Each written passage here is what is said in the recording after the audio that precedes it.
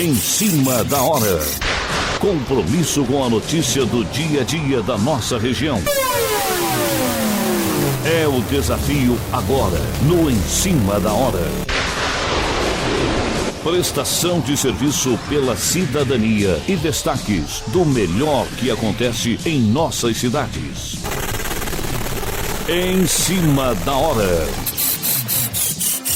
Apresentação: Heraldo Santos, com Sidney Costa e Milton Gonçalves.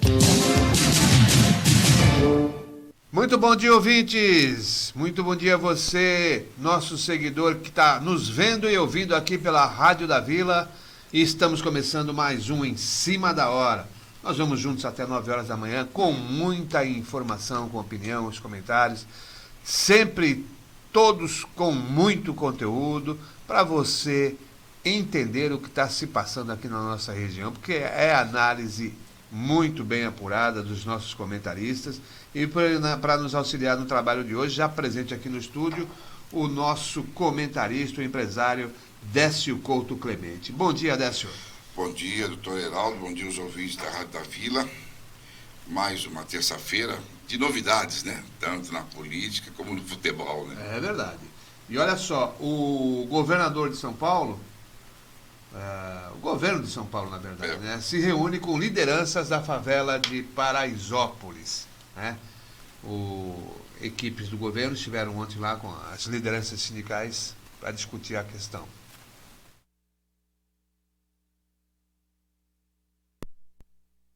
Uma comitiva de 20 representantes do governo do estado e da prefeitura de São Paulo se reuniu com lideranças da favela de Paraisópolis nesta segunda-feira. A comunidade ainda lamenta a morte de 9 jovens que aproveitavam um baile funk no final de semana retrasado. O objetivo do encontro foi escutar a comunidade para montar ou remodelar políticas públicas que atendam suas demandas. Foram montados 6 grupos temáticos prioritários para a ação do governo: educação, cultura, lazer e esporte, desenvolvimento social, assistência social, justiça e cidadania, habitação, infraestrutura, urbanização, transportes e prevenção de alagamentos, saúde e primeira infância, e emprego e empreendedorismo. A secretária de Desenvolvimento Econômico do governo, Patrícia Ellen, explicou quais serão os próximos passos da ação. A gente vai trabalhar agora em comissões técnicas nos próximos 10 dias para retornar com um programa para atender Paraisópolis e que provavelmente também vai ser utilizado para a gente atender outras comunidades de São Paulo e levar isso como modelo para a gente aplicar daqui para frente. A conversa entre governo e comunidade durou quase 2 horas na sede da União dos Moradores e do Comércio de Paraisópolis. O líder da entidade, Gilson Rodrigues, foi o interlocutor por parte da favela. Ele reivindicou que as ações sejam instituídas em decreto para evitar descontinuidade em troca de gestão e destacou a importância do Estado se aproximar da comunidade. Paraisópolis está neste momento de buscar resgatar os sonhos de construção de uma nova Paraisópolis, e diante dessa tragédia, a melhor resposta que se dá na nossa comunidade é a presença. Quer dizer, não adianta o abraço de longe, a solidariedade de longe. Estar presente significa bastante para a gente, e mais do que isso, que a gente consiga sair daqui resultados. O líder comunitário ainda afirmou que os investimentos em emprego, cultura e educação para Paraisópolis seriam também um investimento em segurança pública. Agência Rádio Web de São Paulo, Breno Zonta. Bom, tá aí aberto o diálogo lá com a comunidade, e o governador afastou mais 32 policiais que estavam envolvidos nessa operação, viu, o Décio? Foi um pedido lá dos moradores, porque alegaram que poderiam se sentir ameaçados e sentir uma certa represália por parte desses que não haviam sido afastados ainda, durante as investigações. Logo depois do problema, 6 foram retirados do posicionamento, estão destinados aí, foram redirecionados para serviços internos na Polícia Militar. E agora mais 2. Bom, é uma tentativa do governador de se relacionar com a comunidade, né? Ele voltou atrás, né? Porque o posicionamento dele é de todo toda a atenção e força para a Polícia Militar. Mas com uma pressão da sociedade. Mas ele não forte, reconheceu que foi um ato realmente isolado desses policiais e que não é o protocolo da Polícia Militar, né, Décio? Mas está sendo um trabalho meio sistemático, por isso que já teve esse afastamento desses 32, nós temos mais 30 e poucos também já presos, até por corrupção, ligado ao partido, ao PCC. Então, o que a gente percebe é o seguinte, é que tanto a corredoria como a auditoria do Mariana, elas têm feito uma pressão muito grande, não digo nem nas atividades policiais, mas a maneira e as ordens que estão sendo passadas para os policiais. Eu acho que a diferenciação está sendo aí. Não na necessidade de você fazer do povo de modo geral, da comunidade de modo geral, o mesmo tratamento que você faz no treinamento de guerrilha, para dispersão de passeatas, greve de trabalhadores. Tem que haver uma certa diferenciação, porque o culpado ali, na verdade, não é bem a comunidade, o culpado são os traficantes. E ele sai ileso porque, no confronto, eles já estão fora há muito tempo. Então, esse posicionamento da sociedade pressionando a Polícia Militar, ela realmente é necessária para poder não deixar de proteger a comunidade, mas não atingir a comunidade como estava sendo atingida. Né?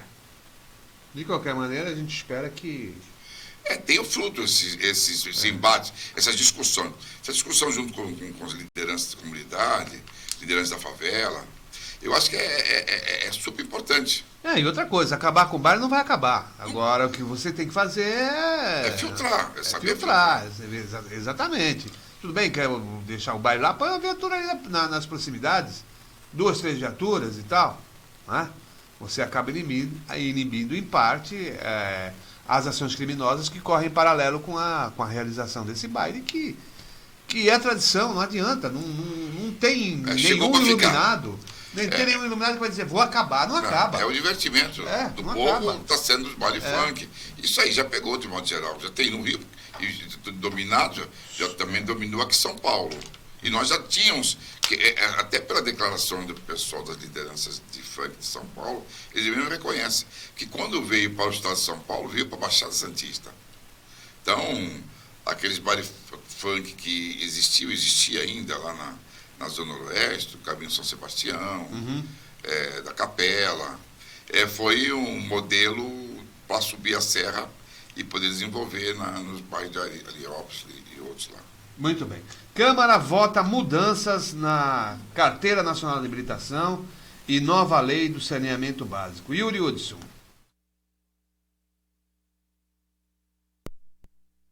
A Câmara tem 2 pautas prioritárias para esta semana. Uma é o projeto de lei que altera as regras da CNH e do Código de Trânsito Brasileiro. Uma demanda entregue pessoalmente pelo presidente da República aos deputados no meio do ano. A proposta de Jair Bolsonaro recebeu mais de 100 emendas e foi bastante modificada. Originalmente previa o fim da multa pelo uso da cadeirinha, por exemplo, e o aumento no número de pontos para perder a carteira. Um ponto que deve ser derrotado é o que prevê o fim do exame toxicológico para a CNH profissional, como destaca o deputado Hugo Leal, do PSD. E eles têm trazido um efeito positivo, do ponto de vista de livrar o ambiente, o trânsito dessas pessoas que, infelizmente, às vezes por desvio, por doença mesmo, por uma questão social, fazem uso dessa substância. A validade da carteira deve subir de 5 para 10 anos, até os 50 anos de idade, e a pontuação limite para 40 pontos, a depender do tipo de infração. Mas as regras sobre a CNH dependem da votação de uma pauta considerada prioritária para o presidente da Câmara, Rodrigo Maia, o novo marco do saneamento básico. A mudança permite prefeituras licitarem o serviço, ao invés de serem obrigadas a contratarem as estatais e estaduais. Maia acredita em um acordo para votar o tema nesta semana. O principal do projeto está garantido. Os governadores sabem que sem uma regra, um marco novo, nem a abertura do capital eles vão conseguir fazer. Então acho que esse acordo, que é um acordo apenas na transição para os contratos vencidos, o que não mexe no principal da matéria, eu acho que vai garantir a votação com o apoio de todos os governadores. Após a lei do saneamento, as mudanças na CNH entram em pauta. Agência Rádio Web, de Brasília, Yuri Hudson. Essa alteração aí da não mais obrigatoriedade da cadeirinha, eu acho que é um contrassenso. É um de serviços, né? Serviço. Porque, poxa, você está esvaziando. Então, vai jogar a criança lá e deixa. Pronto. A primeira brecada, a criança vai para lá na frente, ou pode ser até jogada para fora do carro, caramba. É questão de interesse de mercado. Quando foi lançado a lei, foi uma correria, porque era obrigatório. Quer dizer, então, deu o que deu. Vantagem deu para todo mundo do mercado. E agora agora faz o presidente não estaria mais atendendo os fabricantes de cadeirinha? Realmente... o interesse político... Que vem de fábrica o carro, pô. Pelo menos uma cadeira. Já teria que ser como acessório obrigatório. Não tem que vir o cinto de segurança? O cinto. Antigamente não. Antigamente você tinha que comprar e tal. Nós estamos do tempo que os carros não tinham cinto de segurança. Mas depois se tornou obrigatório que tivesse. Não tem dúvida. Mas é interesse comercial. De um lado e de outro. Então, fica difícil assim. E acabar também com o exame toxicológico aí, para o cara dirigir uma carreta. Então, qualquer um pode, então. Tá havendo umas mexidas nas leis que às vezes está desfavorecendo. Não tem a contribuição necessária. Infelizmente. Ontem nós comentamos aqui que ele voltou atrás naquela proposta de extinguir os microempreendedores individuais, né? Que é o músico, que é o cara que tem uma pequena empresa e tal, o contador de história, o cara circense, o micro essa do coisa micro. toda. O micro do micro. Que é uma forma do cara fazer uma contribuiçãozinha, amanhã depois ele fica doente, não pode trabalhar e tal, tem né? Sem dúvida. Uma assistência. Tem uma garantia do futuro. E aí o presidente acabou com isso tudo. Mas teve uma grita geral, é aí que é importante a manifestação da população, né? E ele voltou atrás. E aí, então, é onde a gente sempre observa que o presidente Bolsonaro e tudo aí, que é a assessoria dele, a gente percebe que eles dão um passo à frente, depois eles recuam. Pô, se dá um passo consistente, faz o estudo, faz levantamento, vê a prioridade, a necessidade de você brecar uma lei já tradicional, que é mais vantajoso, ou não, ou deixa essa lei e aperfeiçoa essa lei. É verdade. Mas você cortar de vez de ter que voltar depois atrás, isso desmerece toda uma equipe de trabalho. Muito bem.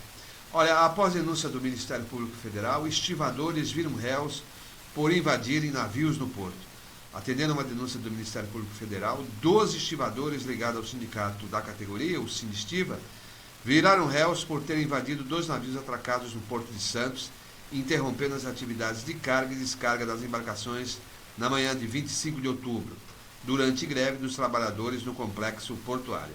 Segundo a denúncia, os estivadores ignoraram as normas de acesso aos terminais portuários e também uma liminar de proteção proferida a pedido de uma das empresas operadoras para evitar ações como as registradas. A ação penal contra o grupo foi instaurada na sexta-feira, 6, logo após a 5ª Vara Federal de Santos ter recebido denúncia de que o Ministério Público Federal havia protocolado no dia anterior. Os réus responderam pelo crime tipificado no artigo 202 do Código Penal, invasão de estabelecimento industrial, comercial ou agrícola. Segundo a denúncia, as invasões foram coordenadas pelo presidente do Sinistiva, Rodinei Oliveira da Silva, o Ney da Estiva. Ele e outros 9 trabalhadores arrombaram os portões do terminal Ecoporto e acessaram o navio Grandamburgo, paralisando os trabalhos. Uma nova invasão ocorreu no dia 27, quando foram interrompidas as atividades do navio Prominente Ace, no terminal Teve. Em ambas as ocasiões, eles foram presos em flagrante e liberados mediante pagamento de fiança. Na primeira ação, o Sinistiva arcou com um pagamento de cerca de 12 mil para a soltura do grupo. O valor é próximo ao que a entidade teve de desembolsar para liberar os estivadores após o segundo episódio, R$11.400. A ação dos trabalhadores está dentro do contexto que envolve uma disputa entre o sindicato de empresas sobre contratações de estivadores no porto. Bom, Se os estivadores extrapolaram e invadiram o navio, tudo bem, é uma ação. Mas o que a gente não percebe desses órgãos de fiscalização, nem da Polícia Federal, nem do Ministério Público Federal, é uma ação mais eficaz para evitar também que trabalhadores não habilitados operem nesses navios, como foi o caso que aconteceu. Não tivesse uma mão de obra não qualificada lá trabalhando no navio, eu tenho absoluta certeza que os estivadores não iriam lá. Tivessem requisitado do sindicato, através do OGMO, essa mão de obra especializada, não haveria essa situação. Agora, a presteza da Polícia Federal e do Ministério Público Federal parece que é só em atender o empresariado do Porto. Então, olha só. Na verdade, a empresa, ela usou a mão de obra qualificada, contratada, e não usou o avulso, porque no acordo de empresário e sindicato, ela subiu de 30%, 50%, 70% e agora 100%. Você entendeu? Então, o acordo trabalhista... Chegou a 100%, acabou a estiva. Mas é a realidade. Acabou a estiva. Mas é a realidade. Você não precisa mais do trabalhador especializado. Claro. Pega o peão aí na rua, não, você vai estivar o navio. Então, esse está sendo a discussão. Esse está sendo o problema. Mas, Odessa, nós vamos ter problema, você lembra muito bem, o navio que os contêineres caíram tudo aqui. E vieram parar nas nossas praias. Você lembra a cena na televisão, contando com bicicleta, o cara no barquinho pegando, o cara na prancha de surf, recolhendo a bicicleta, recolhendo não sei o quê? Quer dizer... Não, se você perceber, já começou lá atrás, quando houve o loteamento do Porto de Santos. Exatamente. Em contrapartida, uma empresa que tinha de 12 a 15 mil funcionários, hoje, se tiver 1.000 é muito, estão fazendo já a dispensa voluntária. É verdade. Por quê? Porque hoje ela está toda na mão dos grandes empresários do Porto. Então a Codessa simplesmente ela virou uma administradora. Exato. Que mesmo assim é disputada pelo município, estado e governo federal. Depois também veio a lei dos portos, que acabou só favorecendo o empresariado. O empresariado, claro, que deveria, isso sim, ter a unidade sindical para poder trabalhar em cima disso. Quer dizer, então eles foram perdendo espaço. Tanto o trabalhador foi perdendo espaço, como a própria cidade também foi perdendo seu espaço. Foi. Quer dizer, hoje está na mão das grandes empresas do Porto, algumas até com capital estrangeiro, e eles estão, além de dominar, eles estão com a mão de obra também nas contas dele. Quer dizer, então, o trabalho do Porto, o trabalho no navio, que é o trabalho do estivador, eles não querem mais saber, eles estão colocando todo um maquinário avançado. Para isso eles estão vindo lá da Europa com todo o esquema de máquinas e estão atualizando e formando mais turmas. O nosso sindicalismo, ele parou, ele não preparou o trabalhador. Também, culpa também tem do sindicato, claro, todos os sindicatos. Para poder acompanhar. Além do que também, as grandes empresas e o governo desmontaram a unidade dos sindicatos. Exatamente. Numa briga dessa, teria que estar a maioria dos sindicatos portuários solidários. Mas você percebe que o sindicalismo da estiva, dos estivadores, estão praticamente brigando sozinhos. Muito bem, olha, o prefeito de São Vicente, Pedro Gouveia, rebate o governador Dória sobre a inércia em relação à Ponte dos Barreiras. O Pedro Gouveia rebateu o governador sobre a inércia, né? O Tucano esteve no domingo lá no estádio Urbano Caldeira assistindo o jogo, a goleada do Santos contra o Flamengo, que o Décio também estava lá. Agora, o que chamou a atenção também foi o prefeito, né? O prefeito Paulo Alexandre Barbosa também estava lá do lado do governador e eles tiveram uma rusguinha aí o ano passado, porque o prefeito apoiou o Márcio França. Na realidade, quem apoiou o Márcio França. Na realidade, quem levou bolada nas costas foi o presidente do Santos. Ah, é? Porque, pelo que se comenta, antes de vir para o Santos, para o jogo, houve uma pretensa reunião, porque quem foi convidado do Dória, que trouxe até o filho do Bruno Covas junto, para assistir o jogo, foi o intermediador foi o Marcelo Teixeira. O Marcelo convidou o Dória? Tanto que o Dória ficou no camarote dos conselheiros, que a gente tem a mesa do conselho, tem um camarote. Ele já chegou junto com o Paulinho. prefeito. O Dória chegou junto com o Paulinho? O Paulinho e o Marcelo, já chegaram todos no camarote. Aí, quando o presidente do Santos, o Pérez, soube, ele já estava no camarote. Já tudo reservado, tudo marcadinho. Não foi pro camarote da presidência? Não foi para a presidência. Aí ele foi no segundo tempo. Que ele é cara de pau também. Cara de pau ali, personalidade. Não, o Pérez que foi pro camarote do conselho. Foi. Sabe que ele entrou naquela festa sem ser convidado? Entendi. Ele foi para lá, porque, de qualquer maneira, ele é o presidente do Santos, mas o Marcelo é presidente do conselho. Inclusive da executiva. Tá e o convite é feito para ele.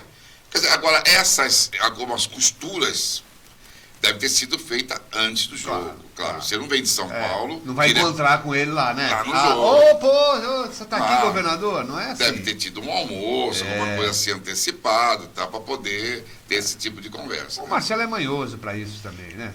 E é experimentado também, né? Eu acho que o frigir dos ovos disso aí, eu acho que quem dançou aí foi o Dr. Sartori. Bom,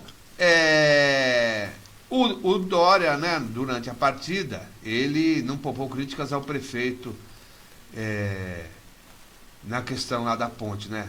Disse o governador lá no Santos: vamos deixar claro que a ponte dos Barreiros é de responsabilidade da Prefeitura de São Vicente. Não dá para empurrar o problema.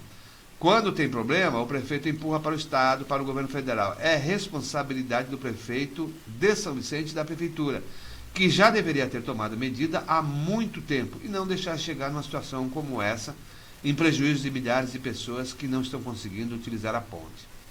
Foi falta de responsabilidade a atitude do prefeito, falou o governador. Já o Pedro Gouveia disse que não, que há tempos vem falando da necessidade de melhorar aquilo, essa coisa toda, inclusive quando da implantação da terceira fase do VLT, falou que era necessário, né, a recuperação da ponte, para poder passar o trem lá, essa coisa toda. O fato é que a população está sendo prejudicada e muito. E muito. Puseram agora aquelas carrosselas lá e tal, mas aquilo... Aquilo é de praia. Não dá, né? Uma velhinha pedalando aqui. Não dá. Porque se tiver 10, os 10 tem que pedalar. Tem que pedalar. Um que não pedala... Porque tem dois candangos lá que fica na frente, né? Mas o burro de carga.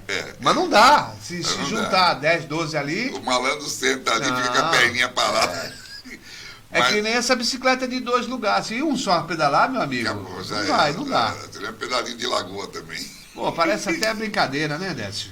Mas é que nem aquele negócio. O governador Dória, ele chegou e falou assim: olha, eu ajudo 50%.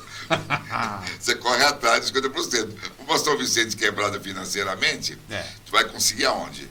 Agora, faltou um pouco de habilidade do governo municipal, não só o Pedro Gouveia como o anterior, tentar fazer uma maquiagem necessária, obrigatória. O que está acontecendo? As pilastras não estão boas, vamos tentar resolver. Não precisa ter uma ponte nova, mas é que nem você está com um prédio. Taqueamento, mas não tirar a pilastra fora, isso aconteceu o prédio do Rio de Janeiro, que aí caiu tudo. Mas realmente ele foi realmente uma falha. Além do que, nós temos que analisar o problema da política.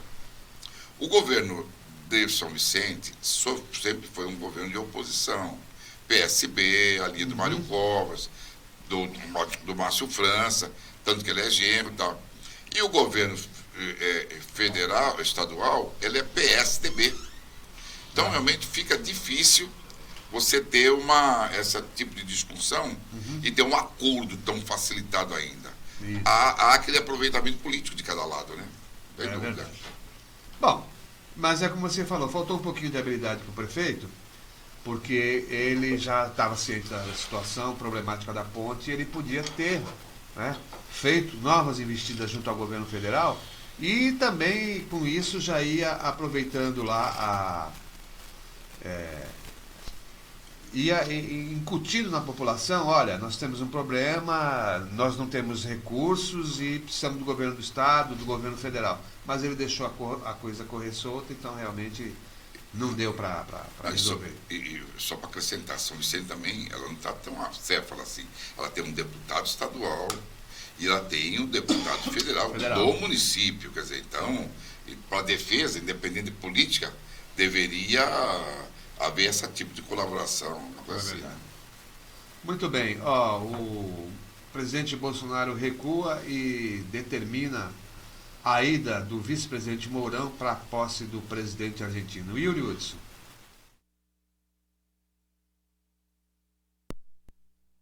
Depois de ter decidido cancelar a ida do ministro da Cidadania Osmar Terra à posse do novo presidente argentino Alberto Fernandes em Buenos Aires nesta terça-feira, o presidente Jair Bolsonaro mudou de ideia e enviou o vice-presidente Hamilton Mourão para representar o governo brasileiro. A decisão foi tomada de última hora, após o almoço de fim de ano com militares no Clube Naval. Bolsonaro foi aconselhado por vários ministros, incluindo os militares, de que seria importante fazer um gesto ao país vizinho pela importância estratégica e econômica que une os dois países. No início da manhã, ao sair do Palácio da Alvorada, Jair Bolsonaro confirmou que não iria à posse e que não pretendia enviar representantes. Torci, né, pelo outro candidato, mas já que ganhou, vamos em frente. Não, da minha parte, não tem qualquer retaliação para o governo da Argentina e espero que eles continuem fazendo uma política conosco semelhante que o Macri fez até o momento. O senhor deve ir na posse em dezembro? Não vou falar nem devo, não devo. Não vou. A Argentina é o terceiro principal destino das exportações brasileiras, de acordo com dados do Ministério das Relações Exteriores. Segundo o Itamaraty, o comércio bilateral entre os dois países chegou a 28 bilhões de dólares no ano passado, atrás somente dos Estados Unidos e da China. Durante a campanha presidencial na Argentina, Bolsonaro fez diversas críticas a Fernandes e defendeu reiteradas vezes a reeleição de Maurício Macri, que perdeu no primeiro turno. Agência Rádio Web, de Brasília, Yuri Hudson. Muito bem, Décio, realmente é o efeito ioiô. O efeito ioiô. Que você já falou aí mais do programa, né? Mais uma vez, o presidente Bolsonaro, ele não demonstra habilidade política. Ele fala com a cabeça. Parece que ele esquece que ele é presidente. Que a Argentina é nossa parceira comercial, tem os interesses recíprocos, né? Nossa vizinha. Não importa se o cara que entrou lá é de esquerda ou de direita, que se dane. E é uma grande potência da América do Sul. Tem gente na Argentina que não gosta dele também, e por causa disso vai dizer o quê? Vamos romper relações com o Brasil? Por causa disso? Nossa, o que nós vendemos e o que eles compram da gente é coisa absurda. Agora, de você romper simplesmente porque você não gosta, porque ele é amigo da ex-presidente que está com uma chapa como vice. Não, e o mais interessante é que, só para não esticar muito, primeiro ele queria mandar o embaixador lá que está na Argentina mesmo, né? Foi. Aí, de repente, ele quis mandar o ministro do meio ambiente, se não me engano. Aí também desistiu porque o ministro também andou dando umas declarações comprometedoras. E agora, no frigir dos ovos, no apagar das luzes, ele manda o vice-presidente, que na realidade é antagônico e tem uma discussão muito grande em relação ao relacionamento presidente-vice. Tá certo. Bom, estamos recebendo aqui também o terapeuta Alexandre Quarto. Ele é especialista na área de idosos e a gente vai conversar bastante sobre esse tema aqui no programa Em Cima da Hora. Bom dia, Alexandre. Obrigado pela tua participação no programa aqui. Bom dia, Em Cima da Hora. Bom dia, amigos. Bom participar com vocês. Ótimo, então. Bom, não só Santos, como a Baixada, nós temos uma população bastante grande de idosos, né? Sim, sim. E com o envelhecimento da população, muitas vezes se deixou de ter a devida atenção que essa população exatamente requer, não é isso, Alexandre? Sim. A gente vem atuando aí, por exemplo, na cidade, né? Eu morava em São Paulo, depois que eu vim para cá, eu já fiz mais de uma centena de palestras, que são palestras educativas, que visam justamente isso, né? construir uma consciência, né, de prevenção, né, uma consciência de prevenção. E a gente vê que as pessoas precisam muito, mas ainda estão no processo de despertar para essa realidade. Só um pouquinho só, você puxa só sua cadeirinha para cá. Sim. É que a gente está... Isso, porque para essa realidade do se preparar para os próximos dias, né? Então isso pede uma postura dinâmica, uma postura ativa. Inclusive isso é um princípio da medicina chinesa, que é uma medicina que eu respeito muito, né? Que ela diz que doença combina com estagnação, paralisação, e saúde combina com fluxo contínuo. Né? Então, as pessoas, quando elas ultrapassam, elas ultrapassam, por exemplo, 60 anos e tudo, é muito bom que elas vão redescobrindo, né, quantos potenciais elas têm, quantas capacidades, e a forma de cuidar também da saúde do corpo. Não que a gente divida o corpo, mas a área do cérebro é uma área que merece uma especialíssima atenção. Porque a gente tem uma impressão, falando até uma linguagem figurada, a gente tem uma impressão muitas vezes que a pilha do cérebro termina antes que a do corpo, né? A bateria do cérebro termina antes. Então, ela pede realmente cuidados muito especiais, porque o envelhecimento, nós temos o envelhecimento, segundo também, eu sou um estudioso, praticante da ciência ortomolecular, né? Que é uma reposição de nutrientes, cuidado com o envelhecimento, e mesmo cuidar do envelhecimento, dando uma suplementação específica para o organismo.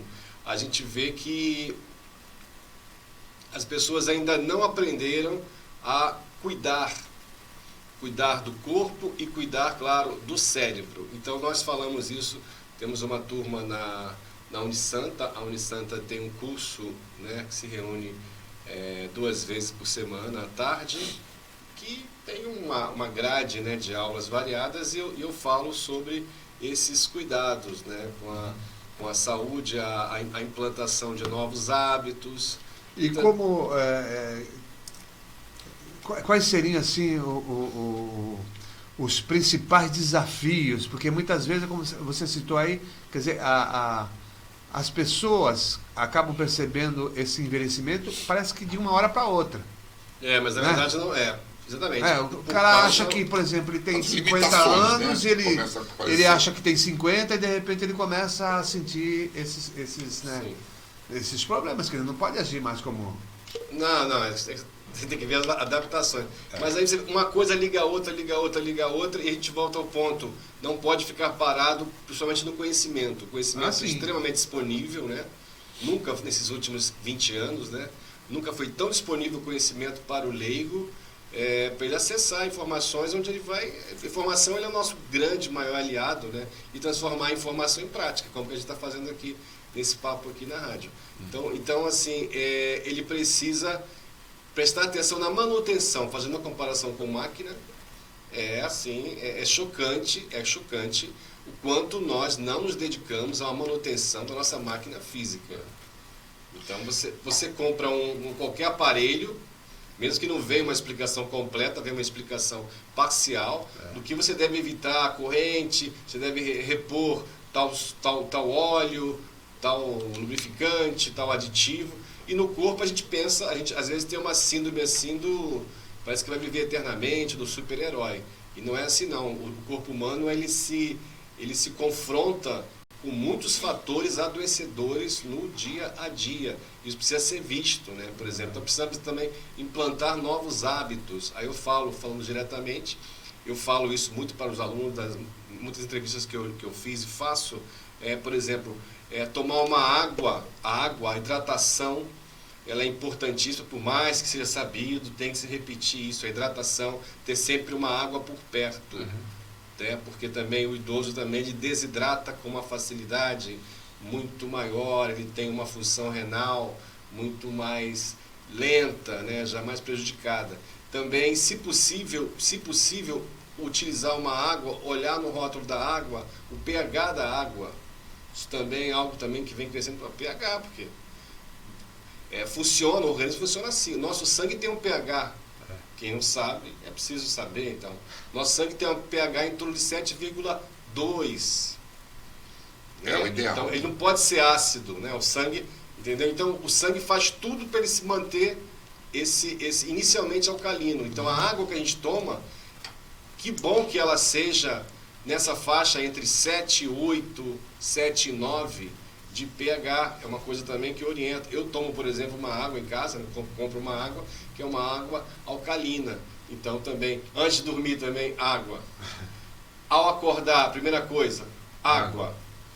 A segunda coisa, eu sei que pode dar um pouquinho de trabalho, espremer um limão na água. Tomar uma água com limão, isso está crescendo, felizmente. Eu falo disso há cerca de, sei lá, uns 18, 20 anos. Colocar o limão na água. Depois ir para o de jejum. Aí a pessoa vai fazer a sua escolha. E tal. Porque aí você começa o dia alcalinizando o organismo.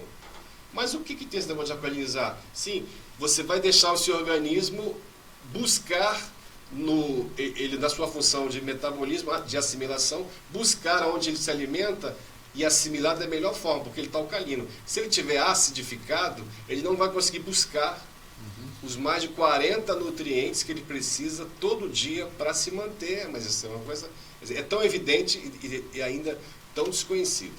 Décio Clemente. Não, é interessante o posicionamento, a explicação dele, principalmente. Por quê? Porque eu acho o seguinte, eu acho que o idoso, eu não sei se você vai concordar comigo, ele não se acha idoso, em primeiro lugar. Porque a cabeça dele, ela está avançada, a não ser que ele tenha algum problema de saúde, que possa ele estar indo para o hospital, aí ele começa a se abater, a se entregar.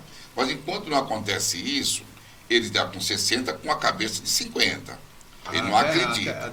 Até antes. 30, fazer coisas se eu estou com 70 com cabeça de 50, tá certo, isso. Isso tem um lado bom e pode ter um lado ruim. Também. Você está falando do lado... É o lado bom, mas o lado ruim, sabe qual é? Sabe qual é o lado ruim? É que você não percebe a sua limitação. A limitação, exatamente. A sua limitação. Eu tenho um exemplo, agora, uns 15 dias atrás, eu brinquei com a minha neta na praia, jogando bola na areia da praia. De repente, eu senti um meio estiramento na perna, de coisa de boba assim. Falei, para um pouquinho. Eu não tenho a idade dela de ficar tendo aquele pensamento de jogar bola que eu tinha 30 anos atrás. Esse é o primeiro ponto. Um segundo ponto que ele colocou, e eu acho também ser muito importante, é a comunicação. Hoje, tanto o jovem como o idoso, ele recebe uma bateria de informações que a informática ajuda, o celular está ajudando. E até o dia a dia, o exemplo, em termos de comentário, está ajudando. Quer dizer, acho que para o idoso ele começar a ter aquela preocupação de saúde, ele está tendo informações necessárias para poder ele começar a se administrar. A informação está muitíssimo disponível. Agora, uma coisa que ele esbarra, primeiro assim, para você fazer isso, você precisava ter feito um aquecimento. Claro. Também, muitas vezes nem um jovem de 35 anos, aí tem uma relativização disso. Um jovem de 35 anos, 38 anos, pode ter um estiramento porque ele está com o corpo frio, não fez um aquecimento para aquela atividade. Então, o princípio da medicina chinesa, movimento é saúde.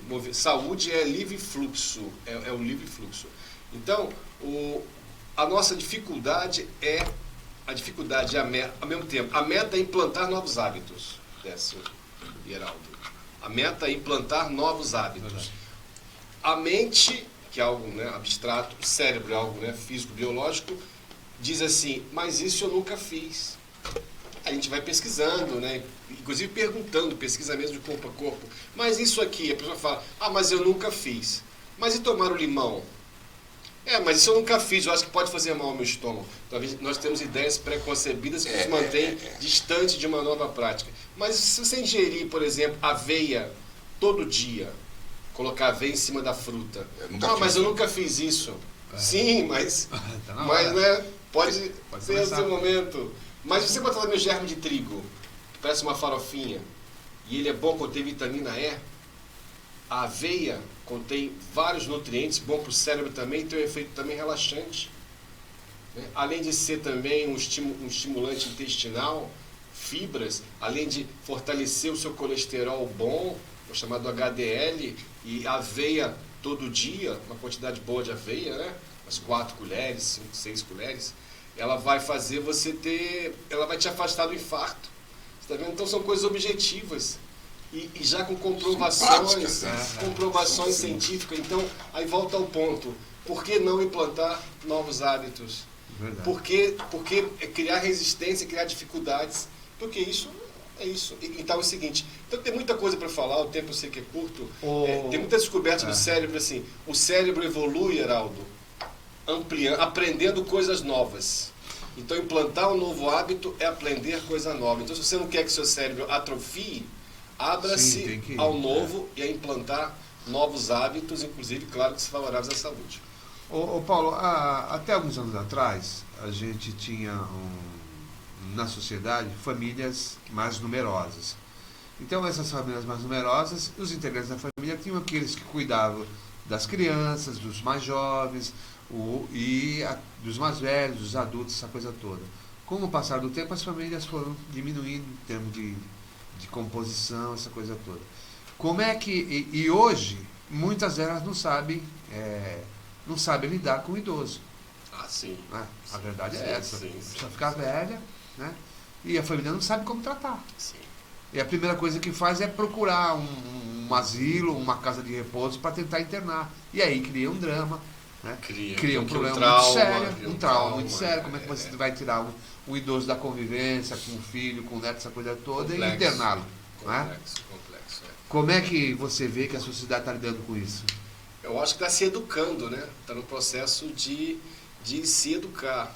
Agora, por outro lado, tem algo que é temerário, assim, que a gente causa receio, que é uma tendência o excesso de individualidade, o individualismo, entendeu? Então nós estamos perdendo, o tempo ele está modificado, né? O tempo, como é que passam 24 horas, está muito modificado, acho que não há pessoa que não perceba isso. Então as pessoas estão com dificuldade de administrar o tempo para estar com seus familiares. Então as pessoas se reuniram, eu estive no Nordeste, por exemplo, onde eu tenho familiares, e foi chocante eu ver que tem irmãs que demoram mais de um ano para se encontrarem. Então, relativamente numa cidade. Principalmente porque perderam, por exemplo, a referência do mais velho, que se foi já com mais de 80 anos, as irmãs não estão se reunindo. Então, se você olhar, agora sem ser saudosista, mas se você olhar de 10 anos, um pouco para trás, as pessoas se reuniam mais. Claro. Então, nós estamos nessa era que nós não estamos conseguindo lidar com o tempo, administrar o tempo para ter a exata qualidade de vida, que é estar com nossos mais velhos. Né? Então, se eu tenho uma pessoa mais velha e eu sei que ela está chegando mais próxima de se despedir, eu vou procurar estar o máximo de tempo, vou fazer um esforço, eu vou abrir mão de algumas coisas. Aí é onde entra, parece que o celular está tomando o nosso tempo de tal forma que a gente não tem nem como medir. Não, nós não temos, desculpa encontrar, professor, mas não temos nem como ir mais a velório. Você manda os pêsames pelo celular. Você não comparece mais. Né? Agora, nós ainda... O que está havendo com esse nosso tempo? A pergunta. Mas eu ainda acho que o brasileiro ainda tem um pouquinho do título família.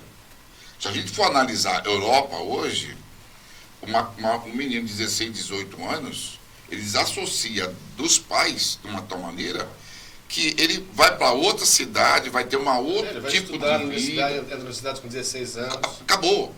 Passa a dirigir com 16 anos. A família já é bem diminuta. Hoje em dia é pai, mãe, filho, no máximo mais um irmão. Quando tem. Quer dizer, não é aquele do tempo antigo, nós tínhamos 7, 8 irmãos. Quer dizer, então a Europa já está muito mais avançada e prejudicial em termos de concepção de família. E aí é onde entra na sua tese que o calor humano familiar, ele ajuda no envelhecimento. Perfeitamente. Tem uma cidade que foi pesquisada no Rio Grande do Sul, que ela tem um índice alto de longevidade. Foi considerada a cidade com maior longevidade no Brasil, né? Tem um nome bonito chamado Veranópolis. E sobre esse olhar, que a medicina, enquanto nome de medicina, ela tem agora vários agregados, né, que não faziam parte da medicina, então está chamada de medicina integrativa. Então tem áreas da psicologia, tem áreas do transpessoal, da transcendência, da meditação, do yoga, de outras práticas, né, de relaxamento e tudo, que estão participando dessa nova medicina que chama de medicina integrativa. Então, qual que é um dos fatores que eles entendem que é da longevidade? As pessoas eles são muito unidos, a cidade é muito unida, tem assim um conselho, e as pessoas de idade elas têm cargos, que eu acredito que não seja estressante, não é ser um síndico de um prédio, não tem nada a ver com ser um tesoureiro, sempre problema. Mas elas têm cargos e elas fazem uma grande mesa na praça. Olha, e faz almoço coletivo, interessante. Jantar coletivo e tomam muito vinho. Vinho também, o extrato da uva também, ligado também à redução do anti-envelhecimento, ao controle do colesterol ruim e à baixa do infarto, né? As pessoas onde elas tomam bastante vinho e comem bastante peixe, e aí comem menos, né, carne vermelha, menos aquela gordura queimada, né, da carne vermelha, elas vivem mais, porque exatamente a gordura do peixe, isso tem que falar e tem que ficar repetindo, a gordura do peixe, muitas vezes, né, de vários peixes, né, como também do atum, né, do arenque, da sardinha, contém essa preciosa ômega 3. O ômega 3, ele no organismo, ele melhora a fluidez do sangue, evita os coágulos, né, ou a viscosidade, né, o sangue fica viscoso, e aí ele regula a pressão também. Então, onde tem, nos países onde tem essa dieta, que alguns que tem também a dieta mediterrânea, também usa bastante vinho, usa bastante os frutos do mar, o peixe, tem pouca hipertensão e pouco infarto. Então, é o exemplo do peixe e a longevidade dos japoneses, dos asiáticos. Né? Eles exploram muito essa parte. E a parte da água é interessante, porque eu não ligava muito, mas quando minha mãe antes de falecer, todos esses últimos anos dela, ela chegava à noite, ela pegava a jarrinha dela de água e levava para o quarto. Né? E aí, agora, até com a falta dela, e eu até não copiando, mas eu achava meio interessante, que eu comecei também a levar um copinho de água para o quarto. E eu acabei acostumando. Quer dizer, você toma uma água antes de dormir e tal, e quando você acorda, você dá o primeiro gole de água. Primeira coisa, o contato com a água. E aí, se possível, pesquisar uma água, né, que tem o pH próximo de 7 e 8. Para evitar de colocar para dentro água ácida. Então, isso são assuntos que as pessoas têm que ficar ouvindo, né? E aí ela ouve uma vez, a segunda vez, na primeira vez, de repente, ela já coloca em prática. Outra vez, na segunda vez, ela começa a colocar em prática, ela vai olhar isso e tal. Aí quando eu falo também, eu falei da castanha, eu falei da aveia, falei do germe de trigo, por exemplo, em cima da fruta. Aí quando eu começo a falar da castanha do Pará também, que é uma riqueza também nutricional, uma riqueza. Aí a pessoa fala, mas eu aprendi que castanha é só do Natal. Isso também gera também um debate, né? O debate é uma brincadeira. Mas você pode começar a se aproximar, usar castanha 3 vezes na semana. Agora, Paulo, como é que a gente muda esse costume de as famílias, principalmente, que elas têm uma tendência a cuidar apenas das crianças, do idoso, falar, isso é normal e tal, e vai deixando? Isso é bem lamentável. Isso realmente é uma realidade, né? Falta de informação, é uma falta de visão, todos caminhando para a maturidade, né? Qual certeza que nós temos? Estamos envelhecendo e caminhando para a maturidade. Santos nos dá uma oportunidade, praticamente, né? Sem comparação, de olhar para o lado e a gente se ver no outro, né? Então acho que é uma falta da pessoa se ver no outro, né? Se ver no outro e ter um senso de missão cumprida, né? Eu acho que eu acho que a vida me escolheu para participar de algumas coisas sem que eu a escolhesse, né? Por que eu quero dizer? Que eu lembrei agora. Essa questão da família. Com 12 anos de idade, eu tinha um vizinho que ele teve um glaucoma e perdeu a visão. Perdeu a visão com 67 anos. Não aceitava, não tinha fé, não tinha espiritualidade, vamos dizer assim. Não aceitava e foi fazendo uma doença psiquiátrica em paralelo a isso, né? E eu ficava para lá e para cá com ele, indo nos hospitais, entendeu? E os filhos nunca foram com ele em nenhum hospital. Aí perguntei, mas ele tinha um filho ocupado? Não, ele tinha 4 filhos. Ele morava com 4 filhos, adultos, saudáveis. É só isso. Assim, tem isso, né? Isso é um exemplo entre quando é idoso, né? Dezenas de milhares, procura se distanciar. Só que isso era nos anos 70. Entende? E eu fui com ele em vários lugares, entendeu? Então, o maior amigo dele. Ele tinha 4 filhos e tal. Então, realmente, é uma falta de uma nova educação, né? sobre a gente olhar e se ver no outro. Então, eu acho que existe um erro, não gosto de usar essa palavra, mas assim, um erro, uma falha muito grande nossa, que é a omissão, né? Então, deixar de fazer o que você pode fazer é algo que a gente tem que repensar. Mas, em contrapartida, tem surgido muitos movimentos, não só no setor público ou na iniciativa privada e entidades que congregam e promovem atividades com os idosos. Eu digo prefeitura, SECONS, outro exemplo é o SESC, que tem aqueles grupos, né? Tem. Enfim, e as universidades também têm instituído cursos livres, abertos aí para o pessoal mais... Isso é importante também, caso, né? A Unisantos eu sei que tem, e eu conheço, né, eu participo lá da Unisanta, né?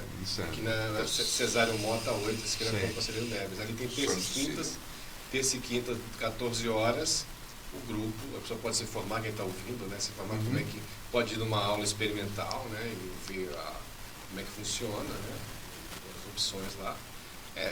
Por outro lado, sim, está acontecendo várias dessas coisas.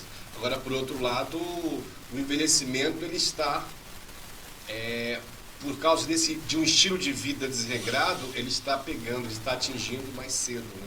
Principalmente na área da memória das pessoas, que é uma área que a gente dá uma atenção muito especial. E tem um filme é um filme chamado Alice, é uma história forte. Uma professora universitária de 50 anos, aquela mulher linda, aquela atriz americana, Julianne Moore, a ruiva, linda, né? Aqueles filmes. E ela é uma professora universitária, ela começa a ter falhas, o filme, claro, reduz, né? A história, ela começa a ter falhas da memória, ela fica incapacitada de dar aulas com 50 anos de idade. Nossa, é terrível isso. Poxa, então, como eu te falei, a pilha parece que vai acabando do cérebro, vai acabando bem antes. Aí vem, por exemplo, esse fator educativo, que são essas conversas, as aulas, os vídeos. Como é que eu faço isso? Preparar. Como é que eu evito? Não é só preparar, você pode evitar algumas coisas. Também principalmente. Não são no nosso dia a dia. Principalmente. O cérebro, por exemplo, é uma concentração de gordura, eu tenho que falar. É gordura, o cérebro é gordura. Nós precisamos de repor sempre boas gorduras para o organismo. Se você não repõe, se você deixa gorduras saturadas, né, já em desequilíbrio, ele gera uma ferrugem. Essa ferrugem ela é corrosiva dentro do organismo. Isso é um princípio da ortomolecular. Você tem que baixar a corrosão. Assim como tem a corrosão dos metais, tem a corrosão dentro do nosso organismo. Isso é baixado com, né, uma alimentação, uma nutrição especial, com a água alcalina, com a água com limão, com a castanha no seu dia a dia, 3, 4 castanhas, com nozes também, 2, 3 nozes, com porção de jarro de trigo, com aveia. Agora tem os leites vegetais, né? Tem o leite agora para você tomar, o leite de coco. Tem o leite de amêndoa, tem o leite de avelã, que vem numa caixinha pronta para você beber. Antigamente era só um leite de coco para você colocar em bolo, né? Um cupinzinho não cabe aí não, né? Não, cupim não vai bem. Inclusive, bem gorduroso. O maior especialista em carne, né, que é o Bassi, né? Ele desrecomenda o cupim. Então, se ele falou, o cupim diz que é a pior carne, né? Ele falava sempre isso, né? Não é nem gordura, é nervo. Nervo puro. Eu só como quando eu vou em churrascaria. Como eu vou em churrascaria uma vez no ano. Mas às vezes é até bonito, dependendo. Uma vez no você ano, olha então, assim, parece apetitoso, mas aí ele tudo tem, bem. né? Aquelas fibras, quando você vai cortar. Eu nunca comi nenhuma vez. O cupim é complicado. Eu acho melhor uma delícia. Eu acho melhor carne magra. Eu acho melhor que a carne, assim, se puder incluir mais peixes, né? Então tem um peixe da carne também agora, pelo amor de Deus. Nós só passamos no restaurante no frente ao açougue e cumprimenta só. não compra, cumprimenta. A gente estava falando aqui de idosos, olha só, o Kirk Douglas faz 103 anos. Nossa. E ganha a homenagem do filho Michael Douglas. Feliz aniversário, pai. Você é uma lenda viva e toda a sua família te manda o amor dos seus corações. Escreveu ao lado da hashtag Kirk Douglas e 103 anos. O Michael Douglas também citou o pai ao comemorar a sua indicação ao Globo de Ouro de 2020. Né? Maravilha. 9 de dezembro de 2019, grande dia. Obrigado à Associação de Imprensa Estrangeira de Hollywood pela indicação ao Globo de Ouro e por fazer meu pai orgulhoso em seu 103º aniversário. Aí o Kirk Douglas, que fez aqueles grandes filmes épicos, né? Nossa. Kirk Douglas. Não, e a mente dele tá ótima ainda. Tá muito Fantástico. Às vezes o corpo não acompanha a mente, a mente sadia, né? Nós temos lá alunos, pessoas que inclusive estão assim numa sede de conhecimento, tipo assim, vão a palestra semanalmente, palestras diversas, entram em contato com conhecimento diverso, entre 82 e 85 anos, uma atividade. Eu tenho pessoas que eu acompanho, inclusive que moram em Santos, 87, 89 anos, com uma vida ativa, inclusive uma senhora que, se ela estiver escutando, um abraço, que é a dona Leonor. Ela tem uma oficina de costura em casa. E ela pega encomenda todos os dias, recebe gente. É oxigênio, na realidade. Lógico, e fala da fé dela. A fé cristã dela, ela fala para quem vai na casa dela. E nós já fizemos reuniões, né, na casa da dona Leonor. É como você falou, com a mente ocupada, aprendendo esses coisas, problemas dificilmente vão se instalar. Né? Isso. Agora, você que fica lá sentado, vendo aquela televisão e pensando na vida, aí realmente não vai resolver nada, não. Fica difícil. Não é só isso. Tem pesquisas diversas, mas mesmo que não tivesse pesquisa, você sente. Tem notícias que fazem, você fica ouvindo algumas notícias, você vai sentindo mal. Pode ser que a pessoa não perceba, né? E acaba se isolando muito mais. Vai havendo uma contração no sistema nervoso, porque o medo, né? Você tem a notícia da criminalidade, aí você vê uma coisa, aí você vê outra tragédia, aí você vê um acidente. A gente fala também sobre isso, né? Isso aí, se você escolher, então, notícias que não te causem essa contração, esse estado de medo, né? de pavor, você vai viver, você vai ter inclusive um fluxo cerebral, um fluxo de oxigênio. Então, temos duas substâncias importantes no organismo, né? Que a gente precisa estar sempre cuidando, que é a glicose e o oxigênio. Muito bem. Paulo Quarto, obrigado pela tua participação aqui. A gente vai agendar outras participações, porque esse tema é de extrema importância, para a gente estar sempre discutindo, sempre levando aí para os nossos ouvintes, para os nossos telespectadores. Obrigado realmente pela tua participação no programa. Obrigado pela disposição. A gente está no Instagram com o professor Quartzo. Opa, então tá certo. Quem quiser encontrar a gente no Instagram. Décio Clemente, também obrigado pela tua participação aqui hoje, falando dos temas importantes aqui da nossa região. Obrigado, professor, também. A gente aprendeu um pouco mais. Lógico. Precisamos aprender muito mais ainda, explorar bem o conhecimento dele sobre a terceira idade. E um abraço aos ouvintes da Rádio da Vila e até a próxima. Tá certo. Continuem com a programação da Rádio da Vila e até amanhã, às 8 horas, com mais um Em Cima da Hora. Obrigado a todos.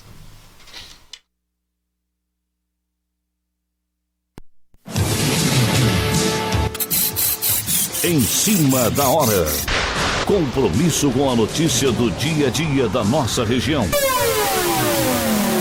É o desafio agora, no Em Cima da Hora.